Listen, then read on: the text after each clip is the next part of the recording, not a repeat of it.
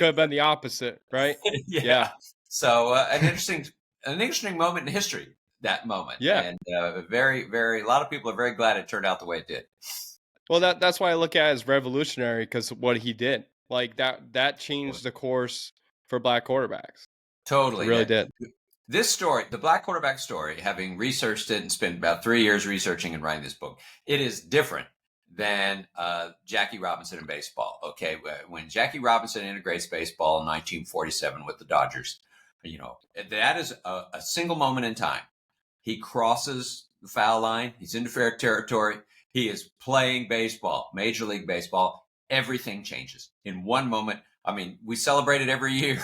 Yeah. There's numbers and everything. There's one moment where you can say that's when it happened. The football is not that at all. With the black quarterbacks, there's a lot of one step forward, 2 steps back, 2 steps forward, 2 steps back, and a lot of small breakthroughs. What it is a story of, in the beginning, the door's closed. Slowly but surely, it starts to open. And it took a lot of moments for different things happening. Marlon Briscoe getting a chance in Denver in 1968. Shaq Harris getting a chance with the Rams in 74. Randall Cunningham getting drafted by the Eagles and dazzling everybody from the get-go. Slowly but surely. But the biggest of those moments, no question, was Doug Williams winning a Super Bowl. And so, that moment just propels things forward. From that point forward, I mean, there could be no more. But the thing is, there continued to be. It was almost like every generation had to relearn that situation, which is really interesting when you study it, because it went up and down and up and down, opportunity for a number of years.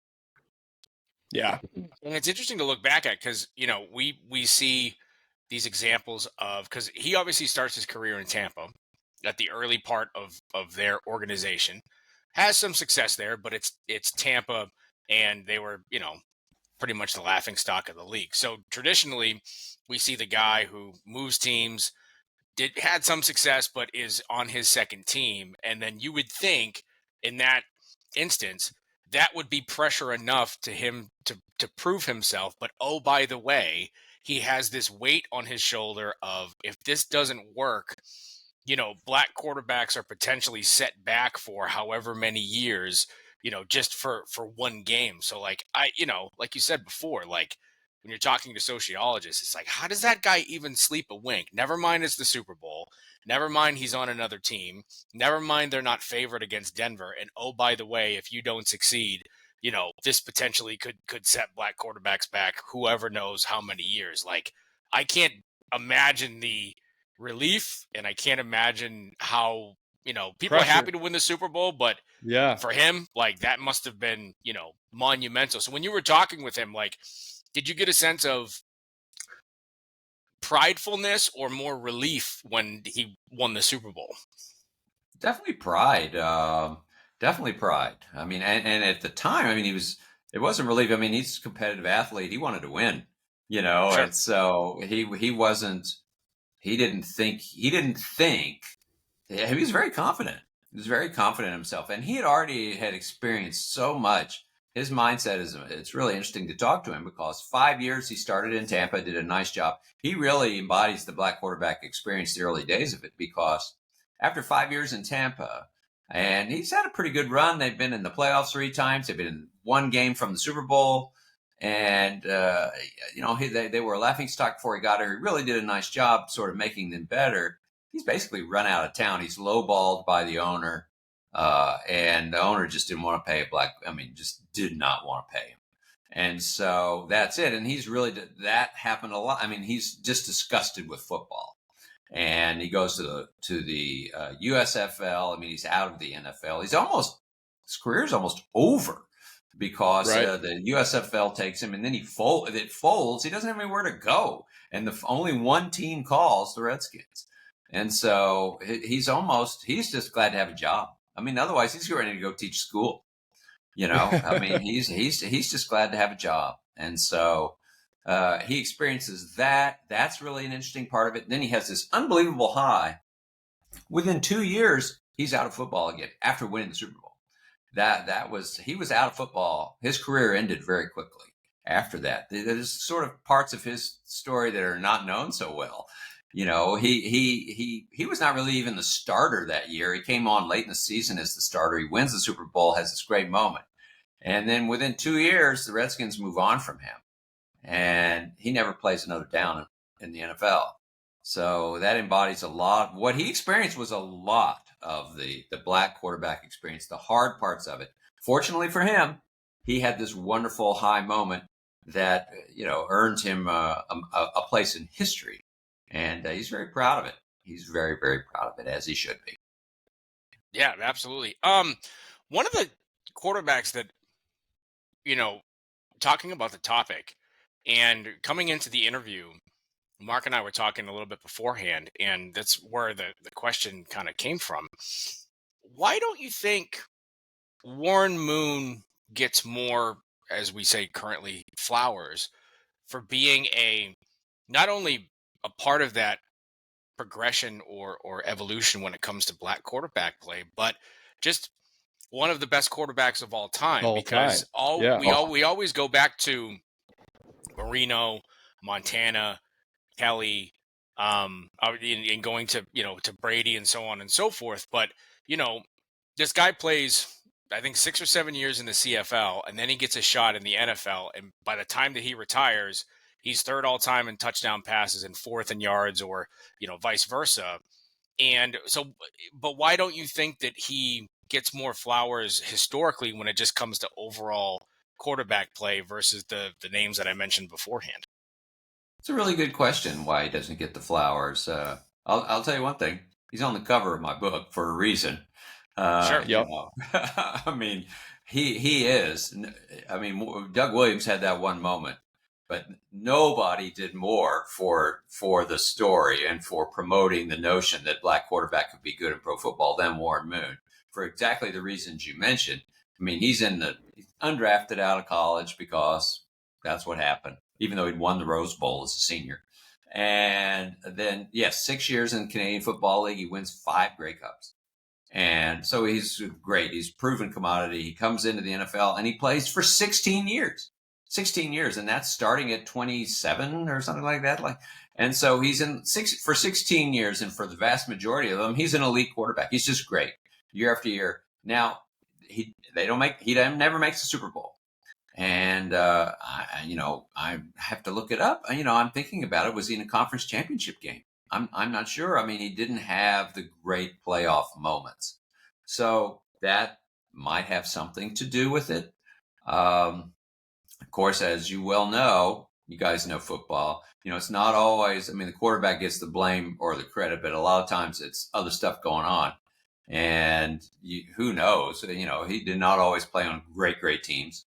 But he was a Pro Bowler 9 times. He throws for 50,000 yards. He's just, did anybody ever throw a more beautiful 30-yard pass? I mean, so he's just a great quarterback, and forever. And it's like anybody that comes into a thing saying, well, I'm not sure about black quarterbacks. Well, look at Warren Moon, end of story. And so that's his role in this. It's a key role. And, I guess, we love winners, right? That's why he didn't win a Super Bowl, but he's in the Hall of Fame. So, Right. He's where he belongs. Yeah, for sure. Go ahead, Mark. I was just going to say, John, when you look at Warren Moon, Michael Vick, now Lamar Jackson, I feel like they actually started the dual threat quarterback where, you can run the ball and you could throw the ball at a very high clip. So I guess do you foresee that being a positive for them, to have that type of notion going through their careers? Yeah, what's interesting is that is sort of become it's some quarterbacks. I think Deshaun Watson has said that he sees that as a little bit of code. Being called a dual threat quarterback. It's like, I know where you're going with that. And, they don't always see it as a compliment. It's a little bit of a label, but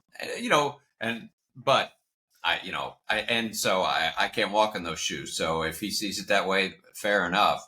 I see it as great talent. I just see it as great talent. Absolutely. I mean, all those guys. I mean, Michael Vick certainly. Before him, there were just a couple. I mean, Cordell Stewart before him. Just a few years before Vick, the Pittsburgh Steelers put Cordell Stewart in that position, and he did that. So that sort of set the stage for Vick. So Cordell Stewart was really the first in a lot of ways, and then of course Vick took it to a completely different level. And talk about best athlete on the field by far, and no one had ever seen anyone play quarterback like that. And he definitely expanded the notion of what an NFL quarterback could be, because there was a long time, and I write about this in the book, where if they didn't want you to be mobile.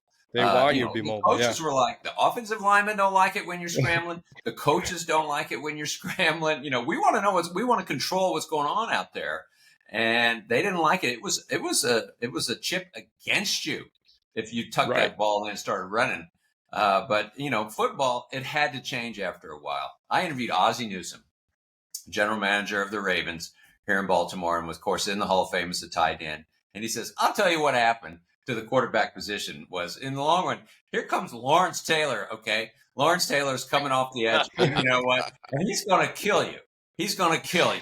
So you better be able to run. You have to be able to evade that and make something happen. So it was inevitable that the quarterback position had to become more mobile than it was, what those teams wanted. And so he's really right when he talks about that. It's like, if you're standing back there in a statue, you're going to get killed. So you better start moving. Especially against LT. LT is coming for your ass. You better run. Well, and it's all, and just to go back on it, like hindsight wise, like what do you mean? We have all of these other options if we have a mobile quarterback, regardless of race, right? We have all of these other variables, and we can be better as an offense. So it kind of goes back to, that it's just like, in hindsight, it's like, what? It's baffling. Like why you wouldn't want to, like, oh, you don't want to be a better offense. You don't want to catch people off guard. Like, it just insane. But to go, you being in Baltimore, I wanted to bring this up because, over the past, since Lamar has been there, they've always been, one of the top teams in the AFC. And the obviously the big knock on Lamar, narrative wise was, okay, he can't win a playoff game, but I think 2 or 3 years ago he goes into Tennessee, wins the playoff game. Then it's like, okay, so he won a playoff game. Now, obviously, they make the AFC title game and lose to the Chiefs, who win the Super Bowl. What's your like? What do they need to get over the hump? Because they always have a good defense. Lamar probably had the best year passing the ball that he's ever had before.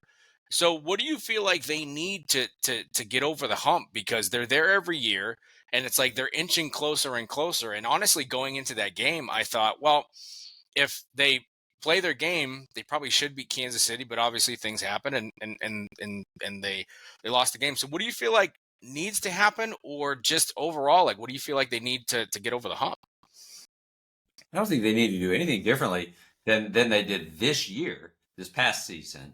I think it was a real missed opportunity for them, for the Ravens. I think they were the best team in the AFC, certainly during the season.